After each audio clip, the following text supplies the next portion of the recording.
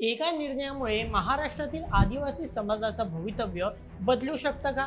सध्या हा प्रश्न अनेकांच्या मनात निर्माण झाला आहे. कारण ख्रिश्चन धर्म स्वीकारल्यानंतरही अनुसूचित जमातीचे लाभ कायम ठेवावेत का? हा अत्यंत संवेदनशील मुद्द्यावर महायुती सरकारने अचानक समिती नेमली आहे.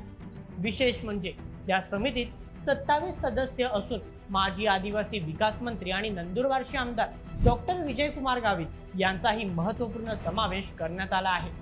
त्यामुळे आता आरक्षण, धर्मांतरण आणि आदिवासी समाज या तिन्ही मुद्द्यांवर पुन्हा एकदा मोठी चर्चा रंगण्याची शक्यता व्यक्त केली जात आहे.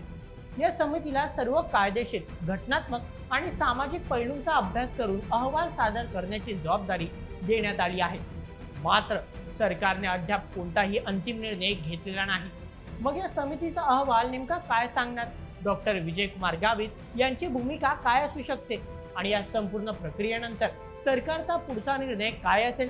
चला या संपूर्ण घडामोडीचा प्रत्येक महत्त्वाचा पैलू अगदी सविस्तर पद्धतीने जाणून घेऊयात आजच्या व्हिडिओमध्ये. आजच्या बातमीचे लेखक आहे मेहुल मराठे.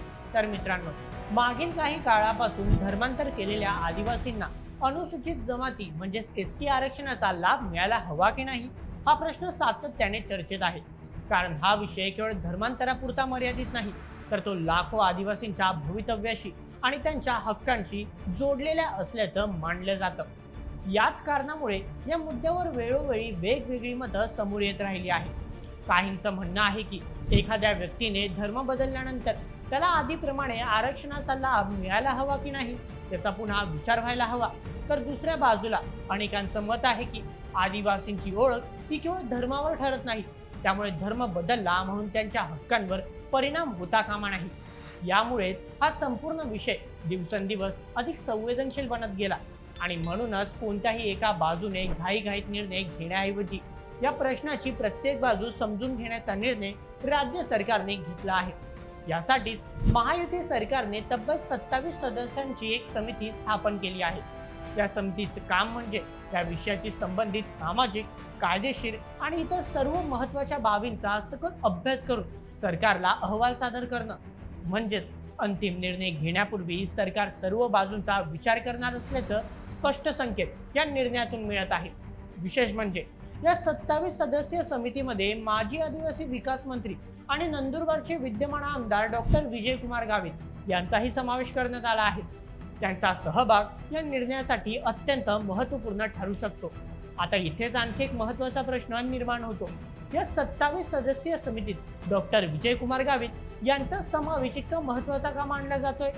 यामागचं कारण म्हणजे डॉक्टर विजयकुमार गावित हे गेल्या अनेक वर्षांपासून आदिवासी समाजाशी संबंधित प्रश्नांवर काम करत आले आहेत. त्यांनी राज्याचे आदिवासी विकास मंत्री म्हणूनही जबाबदारी सांभाळली आहे. त्यामुळे आदिवासी भागातील प्रश्न, तेथील परिस्थिती आणि लोकांच्या अपेक्षा यांची त्यांना चांगली जाणीव असल्याचं मानलं जात आहे.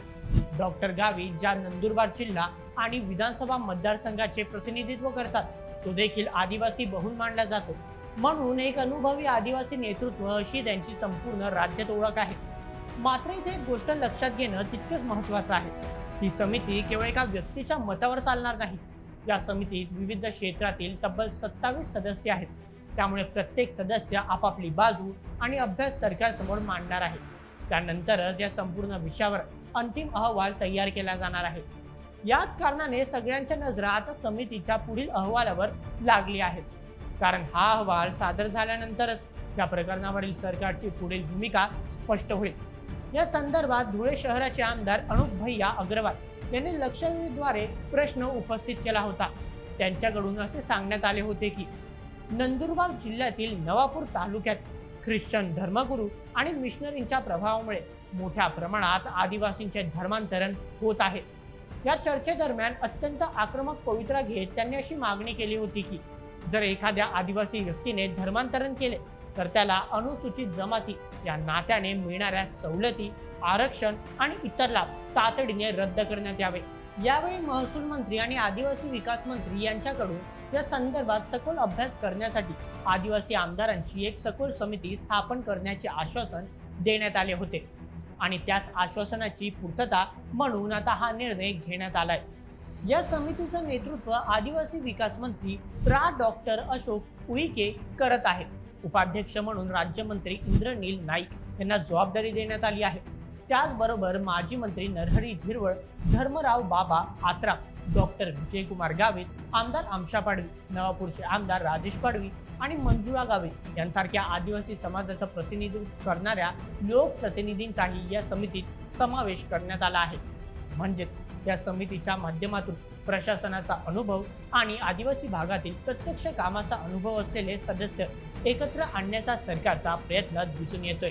आता प्रश्न असा आहे की सरकारने या समितीला नेमकं काय काम दिलं आहे? सरकारच्या आदेशानुसार ही समिती सर्वप्रथम केंद्र आणि राज्य सरकारचे सध्या लागू असलेले कायदे, नियम आणि न्यायालयीन निर्णयांचा अभ्यास करणार आहे. त्यानंतर ख्रिस्ती धर्म स्वीकारल्यानंतरही अनुसूचित जमातींचे लाभ सुरू ठेवावेत की नाही, या प्रश्नांचे सामाजिक, कायदेशीर आणि प्रशासकीय परिणाम काय होऊ शकतात याचाही सविस्तर आढावा घेतला जाणार आहे. सोबतच या विषयावर राज्यासाठी स्पष्ट धोरण तयार करण्यासाठी आवश्यक शिफारशी करण्याची जबाबदारी या समितीवर सोपवण्यात आली आहे. म्हणजेच ही समिती स्वतः अंतिम निर्णय घेणार नाही. या आपला अभ्यासपूर्ण अहवाल सरकारला देईल आणि त्यानंतर त्या अहवालाच्या आधारे पुढील निर्णय सरकार घेईल. या समितीकडून देशभरातील इतर राज्यांमध्ये अस्तित्वात असलेल्या नियमांचा अभ्यास केला जाईल. इतर राज्यांचे धर्मांतरण आणि सवलतींबाबत कोणते कायदे आहेत याचा देखील अभ्यास केला जाईल. त्यानंतर अगदी शेवटी आदिवासींचे मूळ हक्क अबाधित राखताना या प्रकरणासाठी कायदेशीर आणि सर्वसमावेशक धोरण तयार करण्यात येईल. मिळालेल्या माहितीनुसार पुणे येथील आदिवासी संशोधन व प्रशिक्षण संस्था म्हणजेच TRTI चे आयुक्त या समितीचे सचिव म्हणून अहवाल तयार करतील. म्हणूनच या समितीचा अहवाल आता अत्यंत महत्त्वाचा ठरणार आहे, कारण त्यामध्ये नेमक्या कोणत्या शिफारशी केल्या जातात आणि सरकार त्यावर कोणती भूमिका घेते यावरच पुढची दिशा ठरणार आहे. मात्र आता आणखी एक महत्त्वाचा प्रश्न देखील उभा राहतो, तो म्हणजे या समितीचा अहवाल आल्यानंतर सरकार लगेच निर्णय घेईल का? त्यानंतर ही आणखी काही प्रक्रिया पार पडणार आहे, कारण ह्याच टप्प्यावर या संपूर्ण प्रकरणाचं भवितव्य ठरणार आहे. तसं तर सरकारने या संदर्भात अजूनपर्यंत कोणताही निर्णय जाहीर केलेला नाही. त्यामुळे या समितीचा अभ्यास पूर्ण झाल्यानंतर सर्वप्रथम तिचा अहवाल राज्य सरकारकडे सादर केला जाईल. त्यानंतर राज्य सरकारकडून या अहवालामध्ये शिफारशींचा विचार केला जाईल आणि त्यानंतर पुढील प्रक्रिया सुरू होईल. म्हणूनच या समितीच्या अहवालाकडे फक्त आदिवासी समाजांचंच नाही, तर राजकीय पक्ष, सामाजिक संघटना आणि कायदे तज्ज्ञांचंही लक्ष लागलंय. त्यामुळे आता या समितीचा अहवाल नेमका काय सांगतो आणि राज्य सरकार आता या प्रकरणी काय निर्णय घेतं हे तर येणारा काळ स्पष्ट होणार आहे. तर मित्रांनो, या संपूर्ण प्रकरणावर तुम्हाला काय वाटतं? ख्रिश्चन किंवा इतर कोणताही धर्म स्वीकारल्यानंतर त्या व्यक्तीचा अनुसूचित जातीचा दर्जा कायम ठेवायला हवा की नाही? तुमचं मत आम्हाला कमेंटमध्ये नक्की कळवा आणि अशाच व्हिडिओसाठी सबस्क्राईब करा बोल MH आपल्या यूट्यूब चॅनलला. धन्यवाद.